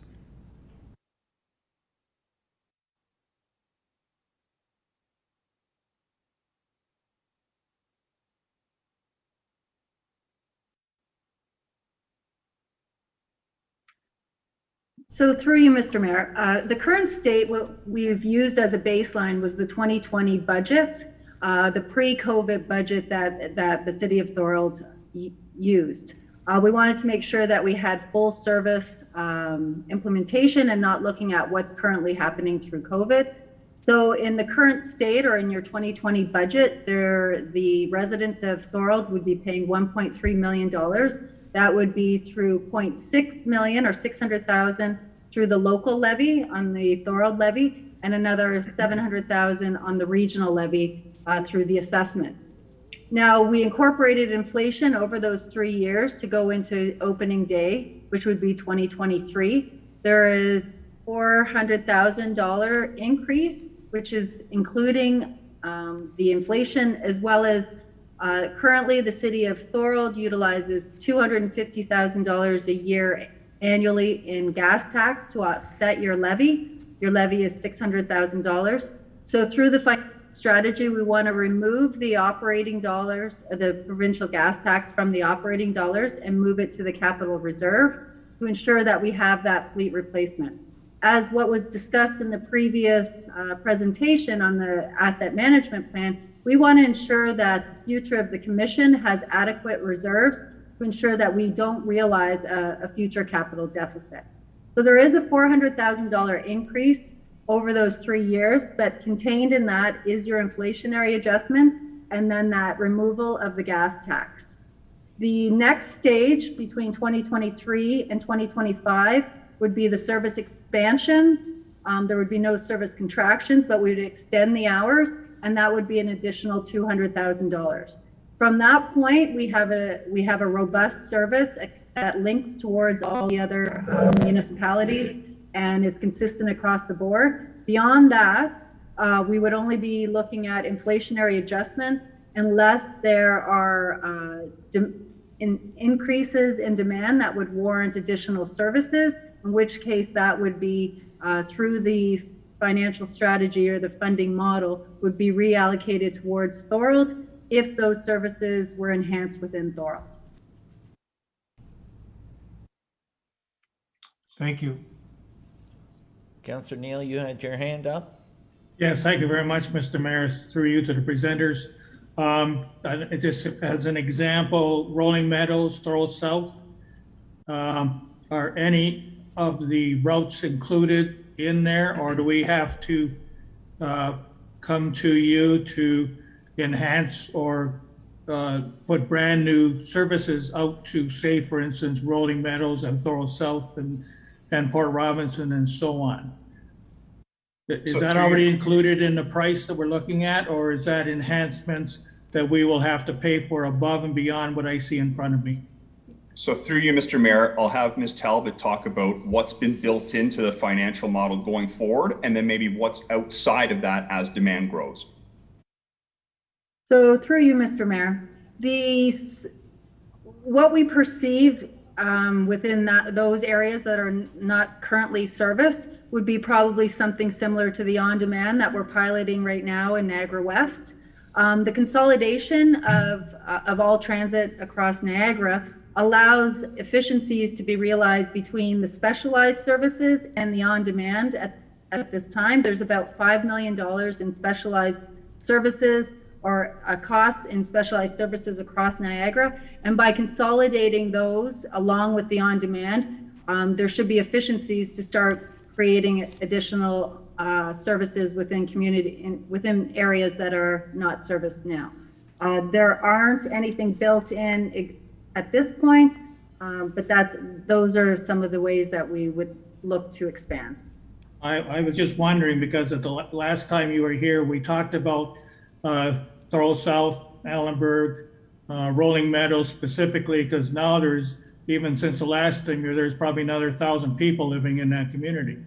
And the same thing now down towards Welland on the west side. Our community is growing very quickly in that area. So what you're suggesting is that you're going to be looking at the on-demand services for those areas, but there's nothing in there at the present moment. But what you just stated was it wouldn't impact the city of Thorold as far as costs are concerned for an on-demand service. Through you, Mr. Mayor, what we would look to do, or what the commission would look to do first, is create the efficiencies within our existing budgets. We know that the specialized service as it exists today is very inefficient. For example, if a Niagara region comes through and picks up a person in Thorold to take them to a hospital in St. Catharines, they're not able to pick up another passenger in St. Catharines along the way. So they could pass two passengers going to the same facility, but they're not able to pick it up because of the way that we're desegregated. As we consolidate, those efficiencies would be realized. So all the people that live in Rolling Meadows, which are coming from Toronto with a bus, the situation where it's every day, every 20 minutes or 30 minutes, whatever it is, they come down here, they have nothing out there present moment. So what you're suggesting is we just put an on-demand service in there, and hopefully they will phone in and say, I'd like to go from here to there, and not putting in an actual bus service out there that will create the demand for that bus service. So that's the way you're working at it right now, is that type of situation. Through you, Mr. Mayor, what we've found is that until there's sufficient demand to warrant a conventional bus, a fixed route bus, the on-demand service provides the most cost-effective means of moving people. Yeah, I think what we're doing is excellent, because I've been in Toronto a number of times and gone on a bus service, and I've been to Europe a number of times, and I've used their services completely and not used a car, and it's fantastic. So I think we're going in the right direction, but I want to make sure that the city of Thorold and the taxpayers get their fair share of the costs that will be involved in this, and there are going to be some costs, specifically on the capital side, more than the other side, and that. So I will reserve my thoughts for a later time. Thank you, Councillor Neal. I had Councillor Hanley. Go ahead. Yeah, so, thank you, Mr. Mayor. Through you then to Heather would be too. So on demand, so 50 people called in one day, you send out 50 single vehicles to pick up those 50 individuals? That's how it would work? Through you, Mr. Mayor, the vehicles right now, I believe, carry 6 to 10 passengers. So you wouldn't send 50 vehicles. I believe we're moving to a reservation system. I don't have a lot of details on the specifics of how it works, but for example, through the Niagara West program, if Grimsby on its own had to purchase on demand for the city of Grimsby, they'd be looking at 3 to 4 vehicles to meet the entire demand. So maybe if I may, Mr. Mayor, as well, yeah. In addition to Ms. Talbot's response to Councillor Handley, on demand is really a ride share service. So what it does is when you request something in Thorold South, it will, and you're heading to say somewhere on the West End, to City Hall, let's say, it will pick up via the algorithm by other people along that path looking to go in that same direction, maybe not to the same destination, but along that same path. It can pick up multiple riders along that path and bring everybody and drop them off along the way. So I just wanted to clarify that on-demand transit is not sending sort of a single vehicle out to pick up those 50 people. It may be that those 50 people find themselves in a dozen vehicles, let's say, not 50, and looking at how they can share rides and optimize not only the resources, but as well the cost of delivering that type of transit delivery as well. Go ahead. This is a follow-up. So if I may then, would it become more economical for each rider independently as more riders get on the bus? So if I'm by myself and along my route we pick up 3 individuals, do we share the cost of 4 of us of what it cost me to get from point A to point B, or am I responsible for a single fare? The next person pays a fare, the next person pays a fare, because ride sharing is splitting the cost. So if it's $30 to get there, we all split the $30, $7.50 each. Is that the way this is working? So through you, Mr. Mayor, to the councillor, it's not the Uber model where in the vein that you're talking about. It's a $3 ride within the city of Thorold. It's a $6 ride if you're leaving the municipality. So what it does is it optimizes the amount of fleet on the road for our service provider, or it optimizes our expenditure in terms of how and what transit costs us to deliver. So the simple answer is each rider pays a flat fare of $3 to ride on transit. It's just that this micro transit option of on demand allows us to maximize our resources and pool our rides along the path to the destination. Okay, thank you very much. Councillor clarifying that. Appreciate it. Through you, Mr. Mayor. Matt and Heather, just a quick question. When I go back to page 6 of your report, so that means that just to the phase 1 enhancement, which is 2025, we're going to be almost increasing our costs by almost 50%. It sounds a little expensive. How many phases are there planned to be? So that's the first phase, to 2025. Is there a second phase after that? And is it going to continually increase in costs? I know you said inflation, yes. inflation 2 to 3%, but those numbers are high, in my opinion. Through you, Mr. Mayor, if I was to take the 1.3 million today, or in 2020, and escalate that by 2% a year to 2023, you would be paying almost $1.4 million.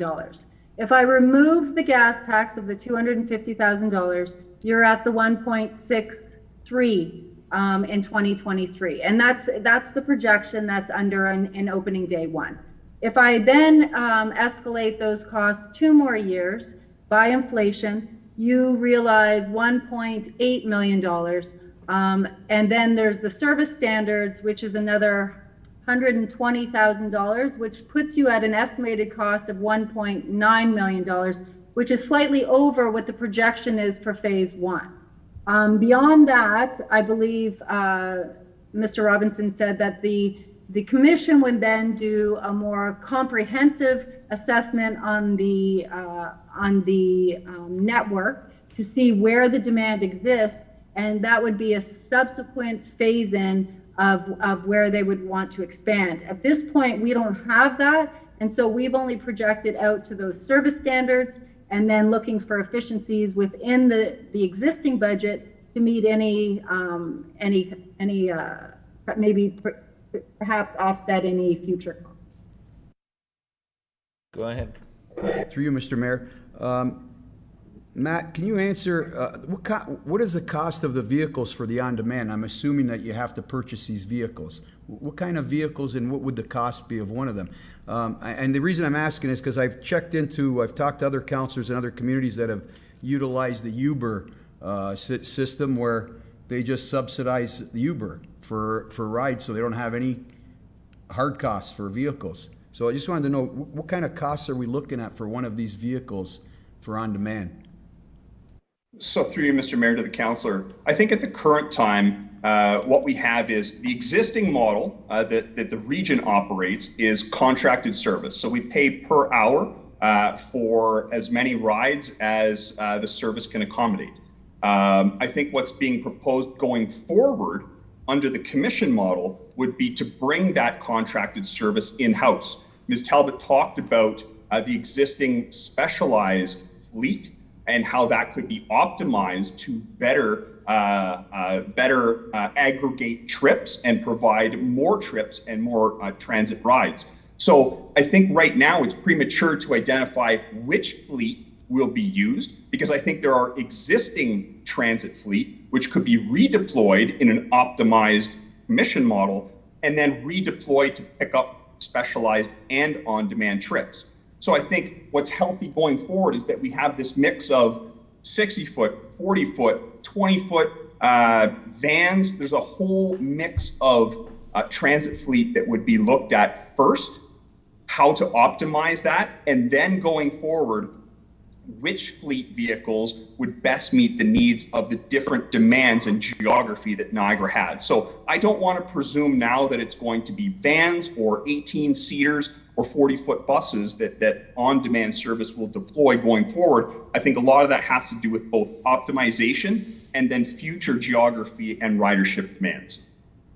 Thank you, Matt. Just one last question through you, Mr. Mayor. The commission board and the advisory board, a total of 35 people, are they paid or compensated in any way? So through you, Mr. Mayor, I'll actually go to Mr. Fraser, who can speak to the board composition and compensation. Thank you, Mr. Through the Mayor, that hasn't been a final determination that's been made yet at this time. We'll be looking at that in consultation with the governance steering committee before the triple majority vote. Okay, like compare it to, what do you have now? Is there a commission board and advisory board presently? Or is this going to be something totally new? Through the mayor, currently Niagara Region Transit and the regional services that are delivered by the region are delivered through one of the regional departments, the GO implementation office that Matt and I are part of. So there is no advisory board. It reports through Public Works Committee, Lincoln Niagara Transit Committee, and Regional Council. Thank you. So maybe in addition to that, Mr. Mayor, if I may, right now, the St. Catharines Transit Commission is the only external agency The idea of the unified commission would be that all of the governance that exists currently would report into a single regional commission. So there would only be one governing body. We've yet to determine how, or if rather, that body and its advisory panel would be compensated. Thank you. Go Thank ahead. you. Councillor Sentence. Thank you, Mr. Mayor. Through you, just want to go along with something Councillor Neal said earlier. So the way our communities are growing, or our outside communities call them, how often do you plan on looking at these numbers again, or how are you going to assess if a place needs a bus, doesn't need a bus, and how often are you going to do that? So through you, Mr. Mayor, and perhaps Mr. Fraser could supplement this in terms of the service plan, but to Councillor Sentence, at this point, we know that the existing transit agencies look semi-annual. So every 6 months, those reviews are done. Annually, the ridership by route is examined, and I can only speak from the region. So I can't speak for the future commission, but it is fair to say that each of us as independent delivery operators and transit agencies now look either semi-annually at the 6-month mark or annually at the 12-month mark as to route performance. Part of that review examines the components of ridership, performance, fleet accessibility. There's a number of factors that go into where expansion needs to occur. And with the St. Catharines Transit Commission currently as your provider, I'm sure that relationship between the commission and your council is where they can identify for you where those growth communities are, how they can best service those growth areas. And I think going forward, the expectation of the new commission overseeing all of Niagara is going to be that their transit analysts and service planners are going to be looking at where those growth areas and expansion opportunities are. We heard last time that a lot of the transportation master plans throughout Niagara have identified growth areas and subsequently transit expansion opportunities. I think those are going to become the framework by which the new Transit Commission examines its network expansion opportunities. So those places we've identified for in Thorold would be top of mind for the new commission in terms of looking at how, where, and when to expand transit so that the supply of transit meets the growing demand within the community. Okay, I appreciate that answer, and I like having a representative on the board, so that will help us. I like what you did there. I just have one more question, kind of on what Councillor Longo was saying earlier. So Brock University uses a lot of they put a lot of people in the buses and they use a lot. They don't pay a lot of money towards that. When they get on board with this, are they going to be paying towards helping Thorold's costs, or what is their partnership going to look like? Or are they putting into the bigger pot? So through you, Mr. Go to Ms. Talbot. Through you, Mr. Mayor. The revenues that are going to be collected through Brock or Niagara College will go specifically to the pool because we actually allocate the net costs. And what I believe happens within Brock is consistent with the way that we negotiate with Niagara College is incremental demand is often provided at a full cost recovery. So I know that as Brock demands more and more buses going up to service the universities, those are incremental to our service, and that Brock does pay for those services, and that's consistent with how we work with Niagara College. But those costs would go collectively to the pool, and the net operating costs across would be allocated based on service hours. So Brock is paying for their own service? Through you, Mr. Mayor. In essence, they're paying for incremental costs. If our basic service, and I can really only speak more for Niagara College. I can't speak for Brock because I don't work specifically with the Brock.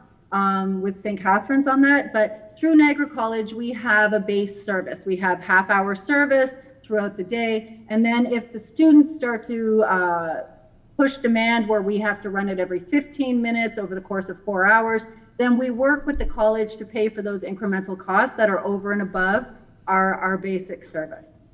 Okay, thank you. I just don't think it should hit Thorold's bottom line, and they should be paying their share for what they have. So nothing against students or anything, but the bus ridership has always been, and Councillor Longo, I'm sure, has been a problem. Thank you.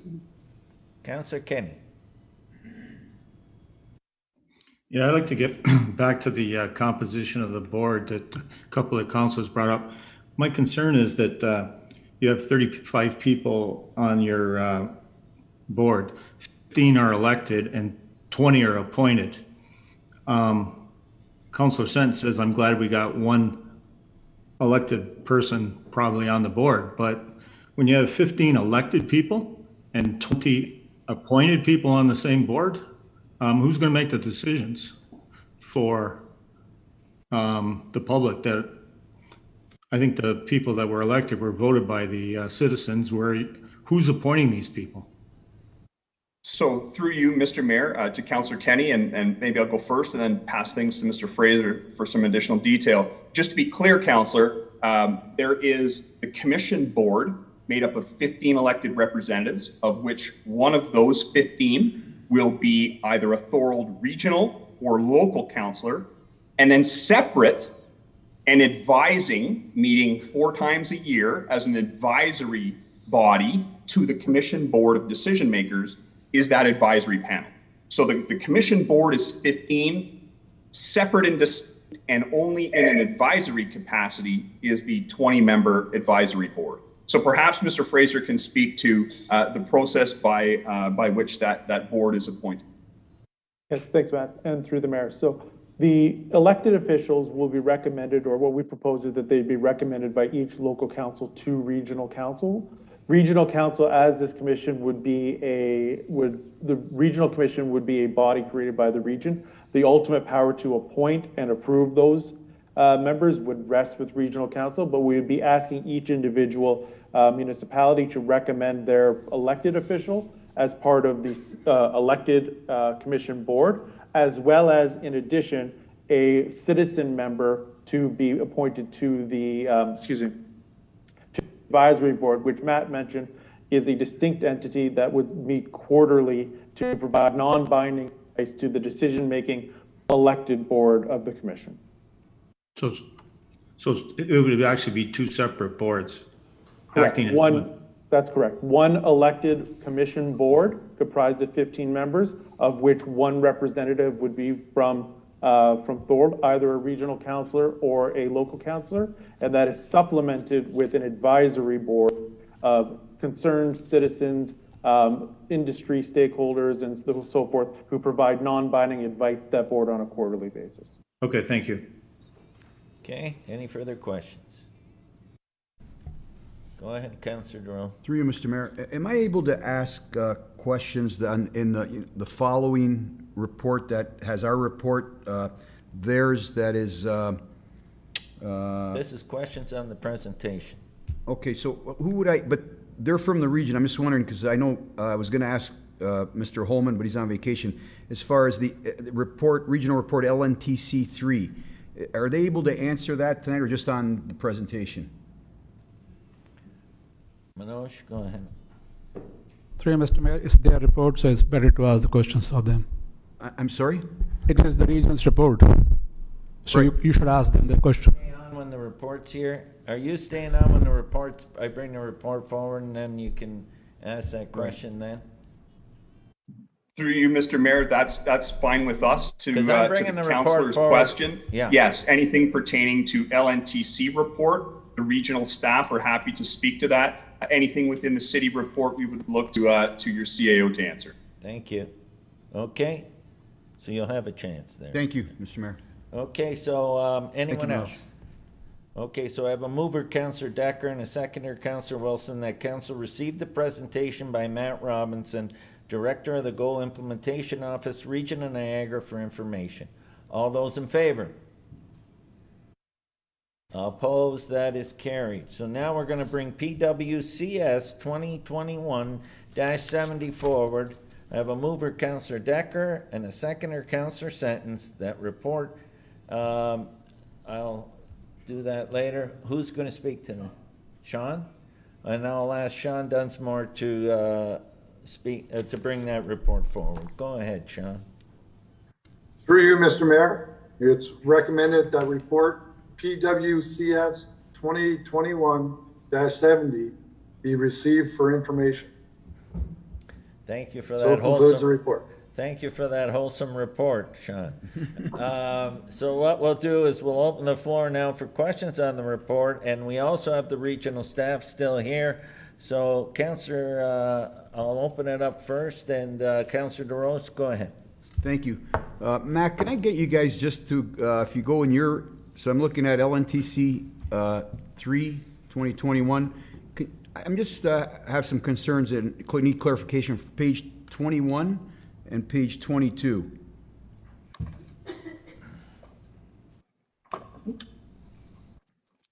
Just with page 21 in particular, can you clarify the net residential impact? At the bottom, they've got percents of net residential impact. Is that for Thorold residents? And can you kind of explain that real quick, please? It says the total. I'll look to Ms. Talbot if she has that through you, Mr. Mayor. Through you, Mr. Mayor. So in 2023, there's at the subtotal, it says 7.8%. That's a 7.8% increase on the regional levy, not on the municipal levy, on the regional levy, in order to upload all of the local transit costs. What's anticipated is that there's a subsequent or a concurrent reduction on each municipal budget to offset that. So the 7.2% of the 7.8 should be offset at the municipal level in order to upload at the regional level. So that should almost be a net zero. The incremental costs, the 0.6, which would be a net new at the regional levy, would cover the first year of a capital reserve transfer to reserve, as well as the first year of the removal of the provincial gas tax from operating to the reserve. Heather, are you able to share that page with us? Because I've got mine on, but I don't know if the other councilors can see theirs. Are you able to share that screen with us? Let me see. Just so everybody can understand while you're explaining it, because there are a lot of numbers there. This one.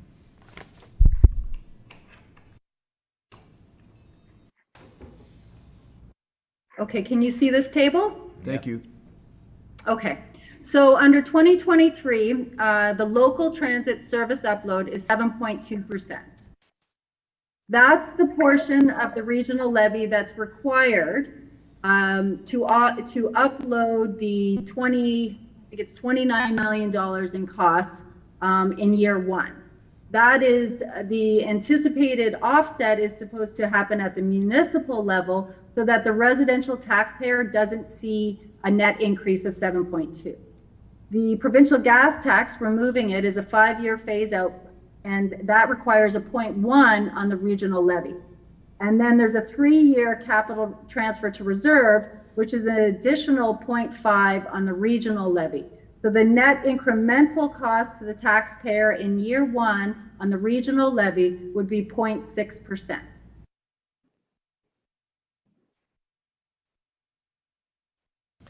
Okay, Councillor DeRose. Okay, thank you. And can you just go to the next page real quick, page 22? Yes.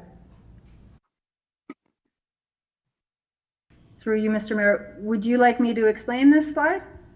Please. Okay. So the proportion of service hours, so the financial strategy is looking to allocate, we've developed a special levy. Within the special levy, the Niagara Regional Transit that currently exists will stay on assessment. That's how it's currently allocated, and that portion of costs will remain on the assessment moving forward. The local transit costs, we've now kind of are going to upload the I'm going to say 29 million. I could be off a bit on that. We're going to upload those, and then we're going to take those costs and we're going to allocate them based on proportion of service hours. So so based on the 2020 service hours that we have built into the financial model, 44% of the transit costs, the net local transit costs, will be allocated to St. Catharines. For Thorold, 3% of those net local transit costs will be allocated to Thorold. And then in combination with the regional assessment portion, the Niagara Regional Transit, that's where we come up with the 1.7 million through the regional levy that will be paid for by the resident of Thorold. Okay, thank you. When we look at the service increases in 2025, because we're allocating or we're increasing service hours across all municipalities, the proportion towards Thorold is still 3%. St. Catharines will fall to 41% of the total because they're already close to the standard that we're bringing everybody up to. But Thorold's proportion of the cost will remain at 3%, but because the total costs, which are the 54 million, the cost of the resident within Thorold will be $1.9 million. Thank you. And I just have one more question, Heather. Unfortunately, my computer's frozen, so I'm gonna have to read some scribbled notes I have. On page 8 of the 69 in the top left corner, because it has different pages at the bottom, but page 8 of 69 and page 63 of 69, it states, I just need clarification. It talks about that it states 3.85 to 4.96 is the city's required contribution and beyond. Is this Thorold's cost? Is it, so can you just quantify this for me?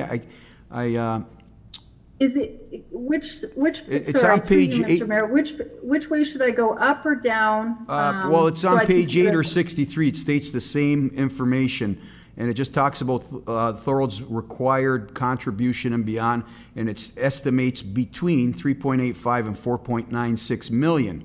And so I was confused. Is this Thorold's actual cost for a certain time, or if you could just clarify that for me? And I can't, my screen is frozen, unfortunately, and I can't even go to it. Well, through you, Mr. But if Mayor, you go to page 8. Nowhere in my financial projections do I see Thorold paying 3.9 million. So if I could find it in this report, I might be able to explain it. But in the report that I have here, LNTC 3 2021, it was on page 8, and it's also on page 63. So if you can find that, because I can't, but it's there.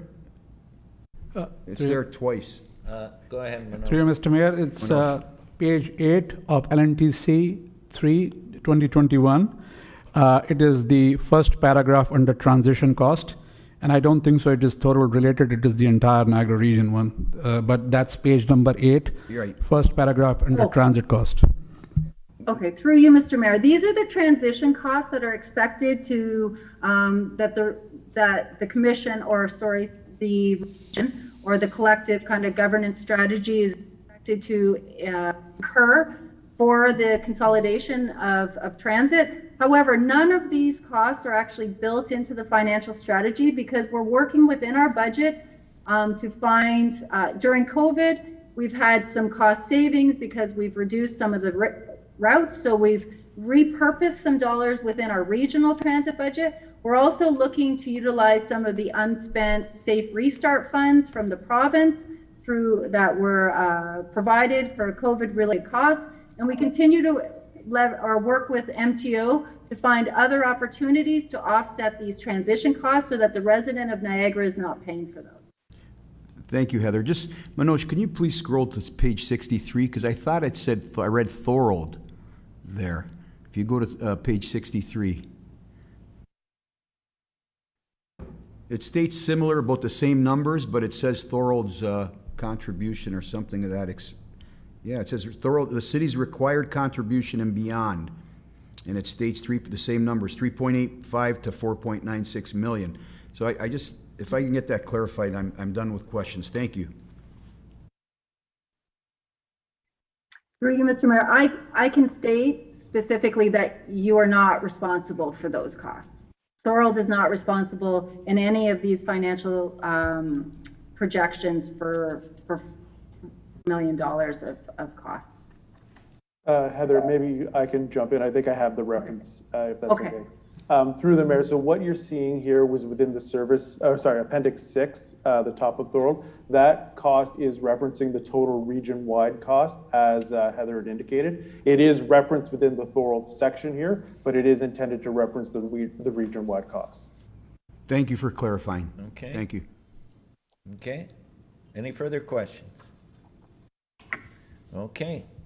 So I had a mover, Councillor Decker, and a seconder, Councillor Sentence, that report PWCS 2021 be received for information.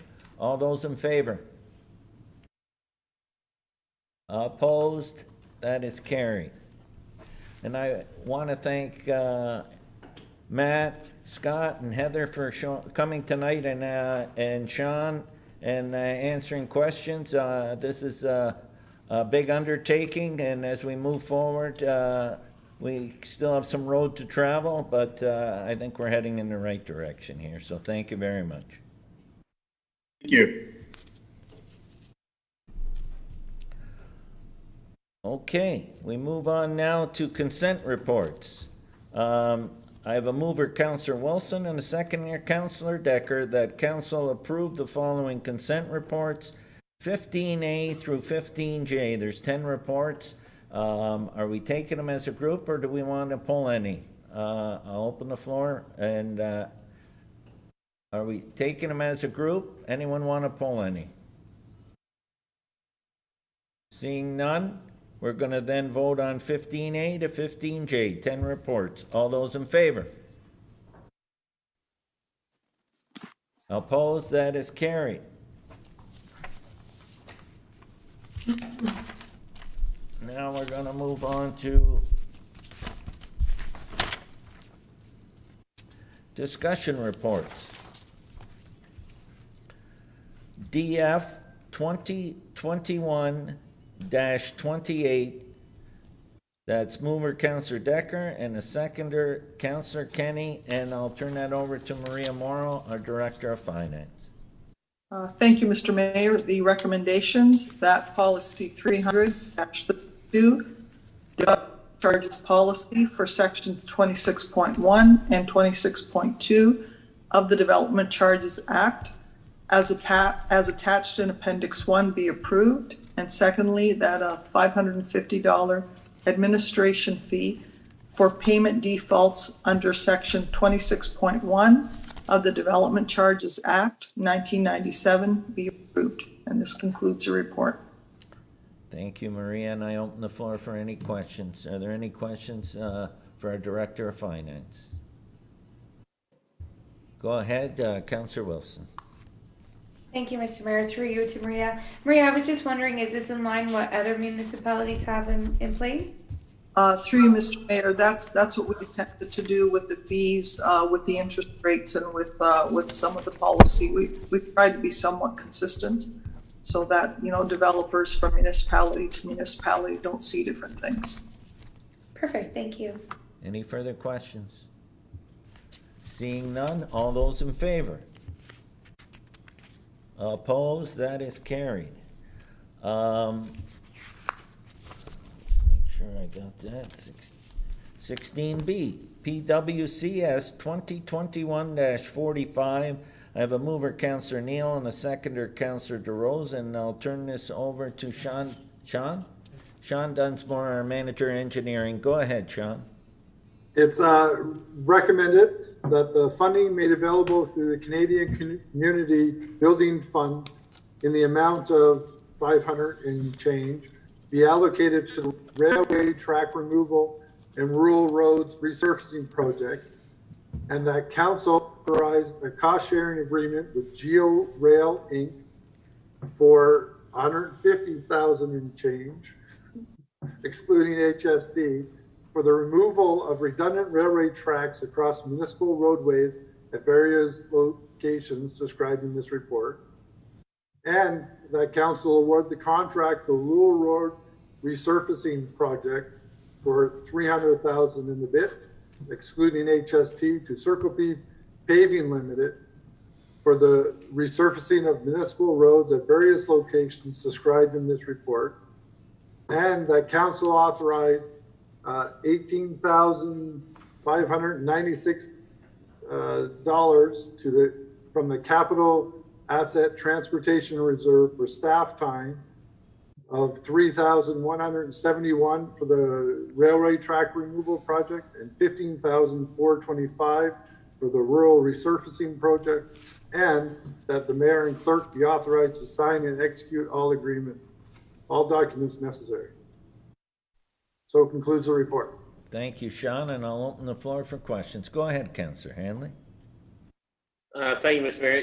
Sean, does this address, you mentioned the railroad tracks there, removing abandoned lines, you may say. Does any of this paving address the railroad crossing reports that are supposed to come back, and how we're going to address, like in Allenburg, for example, with the giant potholes on an active railroad line still, Barron Road? It doesn't address that? No, this is. Sorry, through you, Mr. Mayor. This is only for the railroad tracks downtown on Richmond Street, Pine Street, and then Linden and so forth as it crosses, and Ormond Street. These are redundant lines, correct, Sean? Yeah. That's right. Okay, all right. I was just wondering, because we were to have a report to come forward at council in regards to repairing the railroad crossings within the city. I thought this might be a part of it. No, through you, Mr. Mayor, that report should be coming next council meeting. Okay, thank you very much, then, for that information. Appreciate it. Anyone else? Go ahead, Councillor Kenny. Yeah, without mentioning the name of the second bidder, it was $1,000 difference, roughly. I had some issues with one of the companies that we've used earlier, and the issues are still there on one of our streets. I'd like to ask, do we know both these companies, and are you very happy with their work of the company that got awarded? Through you, Mr. Mayor, the contractor that we're recommending at this point in time, yes, we've had previous examples of their work. They're usually, Circle P usually focuses on projects in around this level, as opposed to some of the real big ones like $1 million or more. And we've had real good success with them. As a matter of fact, I believe Circle P was used by Peters to do Front Street. Thank you. Any further questions? I just want to say that this was the extra funding we got from the Canada Community Building Fund, and this is enables us to do this extra work that we defer. Some were deferred projects, so this is excellent for the city and allows us to move forward on these projects. So, and I want to thank staff for all the work they did and to bring these projects forward, and I look forward to getting this work done. Anyone else? All those in favor? Opposed? That is carried. PDS 2021-30. I have a mover, Councillor Sentence, and a seconder, Councillor Wilson, and I'll turn this over to who? Denise Landry, our Manager of Planning. Go ahead, Denise. Thank you, Mr. Mayor. The report's recommendations are as follows. That staff report PDS 2021-30, respecting historical information to support the designation of 18 South Street South, the Pew House, under Part 4 of the Ontario Heritage Act, be received. That the intent to designate the Pew House as a property of cultural heritage value of interest under Section 29, Part 4 of the Ontario Heritage Act be approved. That authorization to publish the notice of intention to designate 18 South Street South in the local newspaper and give notice to the property owner and the Ontario Heritage Trust in accordance with the requirements under the Ontario Heritage Act be approved. That staff be directed to prepare the designation bylaw to include a statement of the reasons for designation in accordance with the description of the cultural heritage value and attributes outlined in this report, and that if there are no objections received to the notice of intention to designate in accordance with the Ontario Heritage Act, that staff be authorized to place a designation bylaw before council for adoption. And this concludes the report. Thank you. Okay, and I'll open the floor up for questions to Denise. Are there any questions? Seeing none, all those in favor? Opposed, that is carried. PDS 2021-31. I have a 16D, mover Councillor Kenny and a seconder Councillor Decker. And Jason, I'm going to turn this over to our Chief Building Official, Jason Simpson. Go ahead, Jason. Thank you, Mr. Mayor. Through you, the recommendations of this report are that Council receive report PDS 2021-31 and that Council approve an extension of the current contract for the current temporary bylaw enforcement officer, and that extension would be to December 31st of 2021. And that concludes the recommendations. Thank you, Jason. I open the floor for questions to Jason. Go ahead, Councillor Decker. Through you, Mr. Mayor, thank you. Jason, will you be replacing the full-time bylaw officer that left the city, or are you going to be promoting this person that we're going to extend to December into that position? How's that? Ooh. Through you, Mr. Mayor, we were actually successful in filling that full-time position just yesterday. So we had a new full-time officer just start yesterday with us, in addition to the proposed extension of the temporary officer. That's great. Thank you. Go ahead, Councillor Hanley. Go ahead. Thank you, Mr. Mayor. Thank you, Mr. Mayor. Through you to Jason. Jason, for funding this extension, where were the monies? Unfortunately, I haven't been able to get any of my reports through the city's email. I'm going to be bringing in my computer. So it was in the report. I did not get a chance to see it.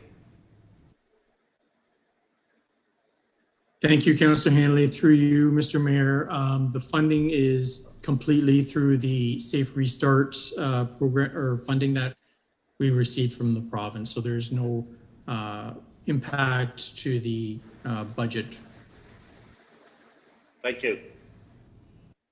Thank you. Any further questions? Go ahead, Councillor Thorold. Through you, Mr. Mayor, can I just make a comment, Mr. Mayor? Yeah, go ahead. I agree. I think it's any monies we put towards, and even though there's a grant that covers this, but even an extension beyond, I will support eventually, because I think it's money well spent when we hire more bylaw. Thank you. Thank you, Jason. Anyone else? Go ahead, Councillor Kenny. No, you know what? I'll hold. So, I'm sorry. Okay. All those in favor? Opposed? That is carried. Okay, we got bylaws. No, we got notices of motion. Any notices of motion? We move into bylaws. First reading of the bylaws. I have a mover, Councillor Neal, and a seconder, Councillor Wilson, that leave be given to introduce the following bylaws. Bylaw 85-2021, 86-2021, and 88-2021. And that now and that the same now be read a first time. All those in favor? Opposed? That is carried. Final reading of the bylaws. Moved by Councillor Neal, seconded by Councillor Longo, that the bylaws just read a first time be read a second and third time and do pass, and that the mayor and clerk do sign and seal the same. Any rule of this council to the contrary notwithstanding. All those in favor? Opposed? That is carried. And now we're going to get ready to move into closed session. I have a mover, Councillor Wilson, and second, Councillor Decker. That council move into closed session at 8:33 to discuss advice subject to solicitor-client privilege, 2350 Gaynor Street, legal counsel verbal update, and potential disposition of land, municipal property, verbal update from the CAO. All those in favor? Opposed? That is carried. So do they Mr. have? Mayor? Yeah, go ahead, Councillor Hanley. could I have the link sent to me? My personal computer from the city has not been working the last couple of weeks, and if I could get it sent to the email that I give, Matt sent it to me earlier. Actually, I couldn't get into the meeting. I had to get one of the counselors to send me the link that was sent to him today so I could get hooked up for tonight's meeting.